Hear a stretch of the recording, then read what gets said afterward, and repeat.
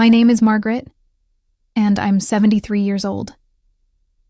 What I'm about to tell you happened just last Christmas, and it changed everything about how I see family, respect, and standing up for yourself. If you've ever felt unappreciated by your own children, this story might resonate with you deeply. It was December 24th, 1983, and snow was falling gently outside my kitchen window. I had been cooking since dawn, preparing the Christmas feast that had become tradition in our household for the past 45 years. The turkey was golden brown, the stuffing perfectly seasoned, and the apple pie cooling on the windowsill filled the house with that wonderful cinnamon aroma. My husband Harold had passed away 3 years prior, leaving me alone in the house. We'd built together in 1952. Our son Robert, now 48, had moved back in with me after his divorce, bringing his 2 teenage children, Timothy and Susan. I thought it would be wonderful. A house full of family again. Grandchildren's laughter echoing through the halls. How wrong I was. Robert had grown into a man I barely recognized. The sweet boy who used to help me bake cookies had become demanding, entitled, and frankly, quite cruel. He treated my home like a hotel, expecting me to cook, clean, and cater to his every need, while he contributed nothing. Not financially, not domestically, and certainly not emotionally. That Christmas Eve morning, as I was basting the turkey, for the 3rd time, Robert stormed into the kitchen, his face red with anger. "Mother, I've had enough of your meddling," he snapped, not even bothering with a greeting. I looked up from the oven, confused. "What are you talking about, dear?" "You embarrassed me in front of Martha yesterday when you mentioned that I haven't been helping with the mortgage payments. That was completely inappropriate." Martha was his new girlfriend, a woman 20 years his junior who had been coming around more frequently. I had simply mentioned during conversation that times were tight, and perhaps if Robert could contribute to the household expenses, it would help us all. "Robert, I wasn't trying to embarrass you. I was simply being honest about our financial situation." "Your financial situation, Mother. This is your house, your responsibility. I never asked to live here." The words stung like a slap across my face. After everything I had done, after taking him and his children in when he had nowhere else to go, this was how he spoke to me. If you're enjoying this story of family drama and unexpected consequences, please hit that subscribe button. It truly helps me continue sharing these real-life experiences with you. Robert, you may not have asked, but you certainly accepted. And I welcomed you with open arms, because you're my son. "Well, maybe it's time for some changes around here," he said, his voice growing louder. "Maybe it's time you realize that we don't need your constant hovering and opinions about everything we do." Timothy and Susan had wandered into the kitchen, drawn by the raised voices.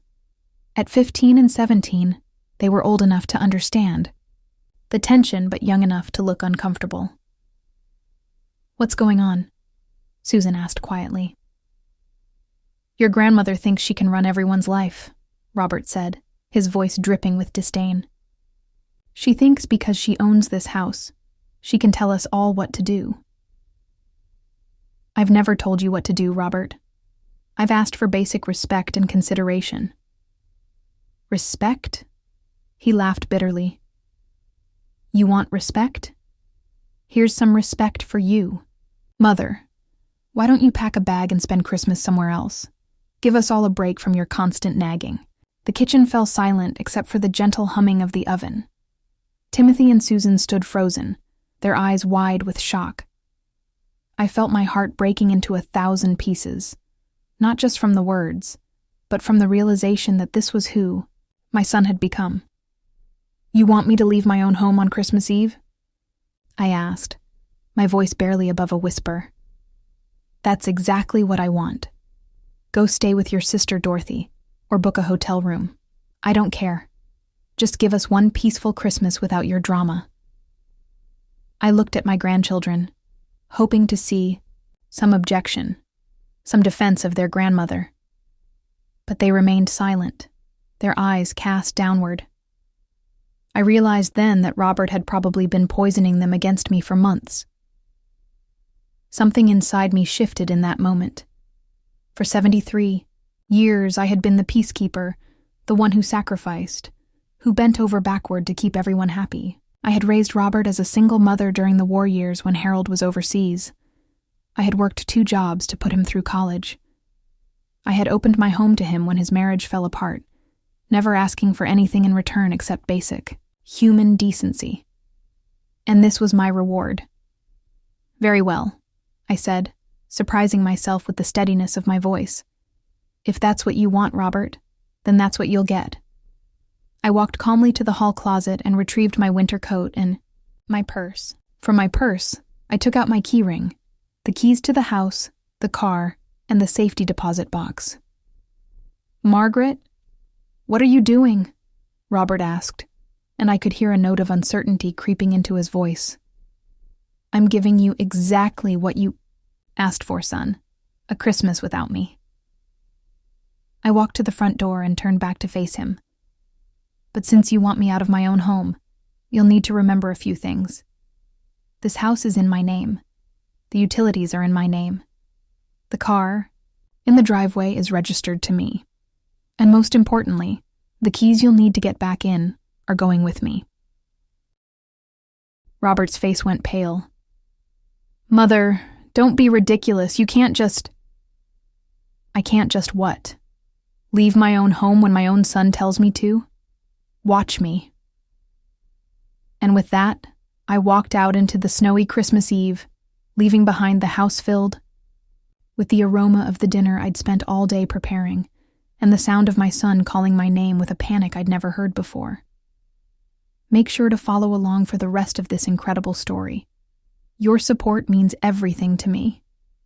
I drove to my sister Dorothy's house across town, my hands shaking on the steering wheel.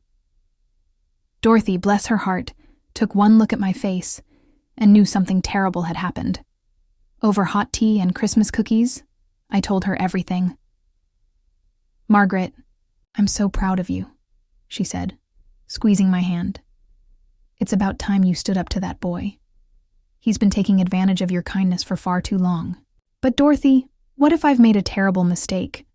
What if this ruins our relationship forever? Honey, what relationship? From what you've told me, he's been treating you like hired help, not his mother. Sometimes people need to learn the hard way what they have before they lose it. Meanwhile, back at my house, chaos was unfolding. Around 6 o'clock, my phone rang. It was Timothy, my grandson. Grandma? We can't get back in the house. Dad took us to Martha's for a few hours and now we're locked out. Where's your father? He's really upset, Grandma. He's been trying to call you. The turkey burned because nobody knew how to turn off the oven, and there's smoke everywhere. Martha left because she said this was too much drama, and now we're sitting in the car in the driveway. I could hear the chattering of teeth through the phone. Timothy, are you and Susan warm enough? We're okay. But Grandma, Dad is crying. I've never seen him cry before.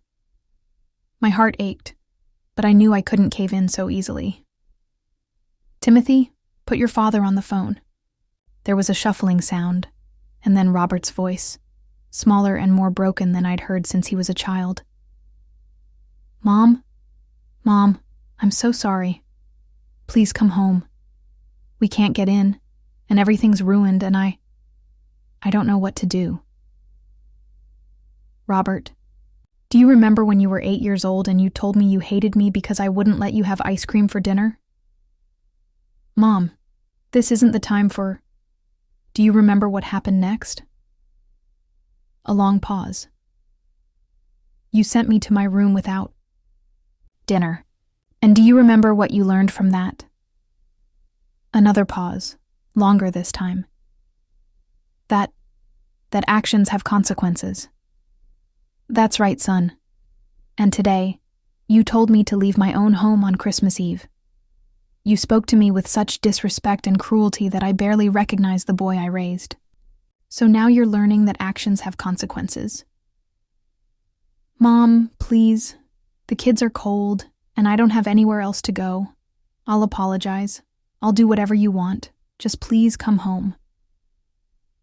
Robert, I want you to think very carefully about what you're asking me. You're not apologizing because you realize how wrong you were. You're apologizing because you're in an uncomfortable situation. There's a difference. I could hear him crying now. Really crying. Mom, I know I've been horrible. I know I've taken advantage of you. When Dad died, I was so angry, and I think I blamed you for still being here when he wasn't.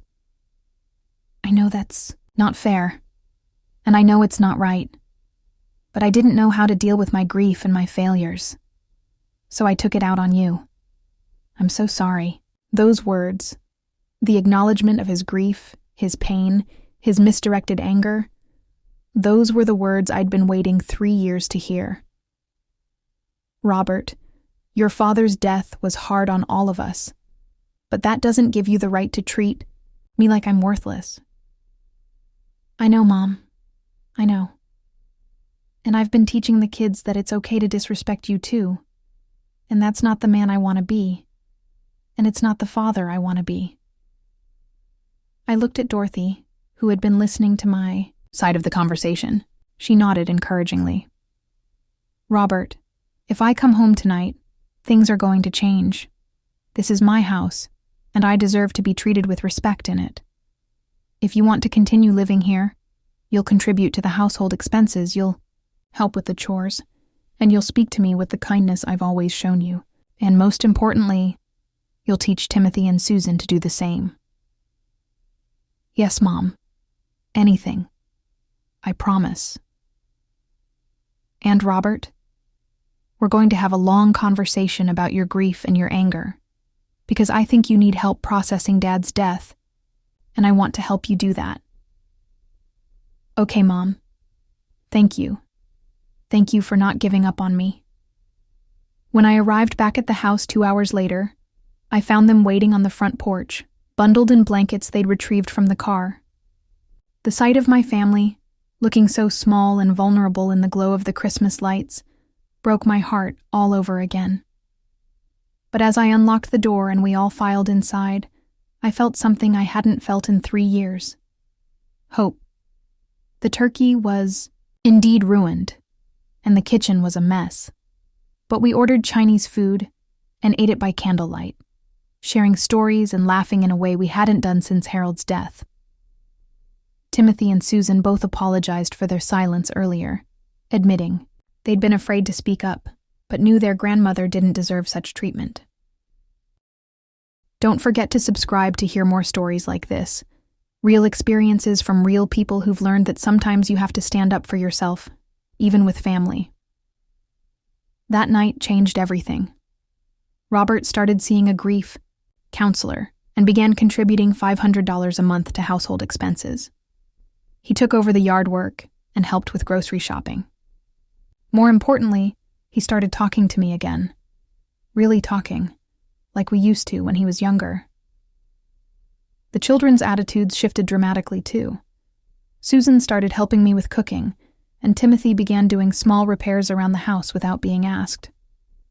They had learned that day that their grandmother wasn't someone to be taken for granted.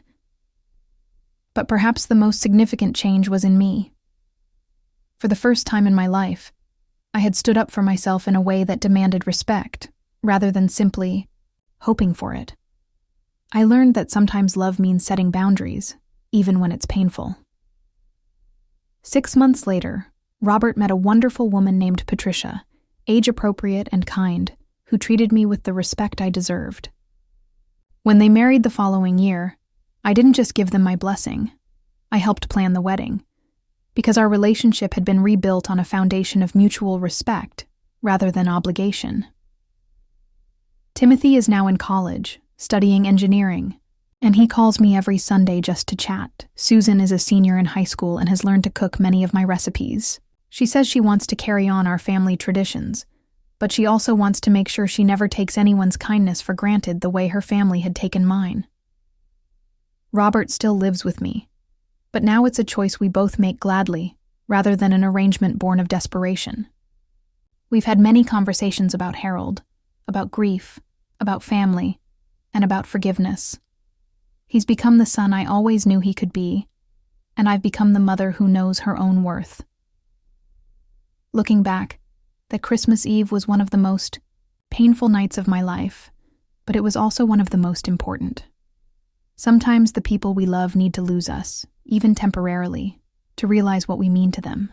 Sometimes we have to be willing to walk away from a situation, even when it breaks our hearts, to teach others how to treat us properly. I learned that being a good mother doesn't mean accepting poor treatment from your children. It means teaching them, even as adults, that all relationships require mutual respect and consideration. I learned that standing up for yourself isn't selfish, it's necessary. And I learned that sometimes the most loving thing you can do is to refuse to enable someone's bad behavior, even when that someone is your own child. If you're reading this and you're in a similar situation, whether with your children, your spouse, or anyone else in your life, please know that you deserve to be treated with kindness and respect. You deserve to have your contributions acknowledged and your feelings considered, and you have the right to set boundaries that protect your dignity and well-being. It's never too late to stand up for yourself. It's never too late to demand better. And it's never too late for relationships to change and grow, if both parties are willing to do the work.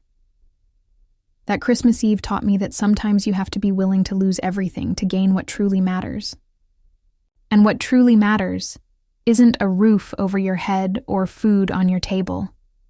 It's being surrounded by people who value you, respect you, and love you, not just in spite of your boundaries, but because of them. My Christmas Eve story could have ended with a broken family and bitter resentment. Instead, it became the beginning of the most honest and loving relationship I've ever had with my son and grandchildren. Sometimes the best gift you can give someone is the opportunity to realize how much they need you, and the best gift you can give yourself is the knowledge that you're worth fighting for.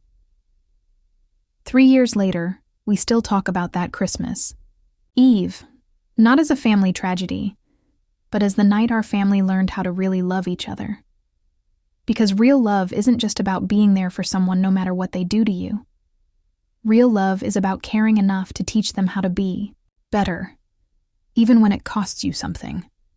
And that lesson, that gift, has made every Christmas since then truly merry and bright.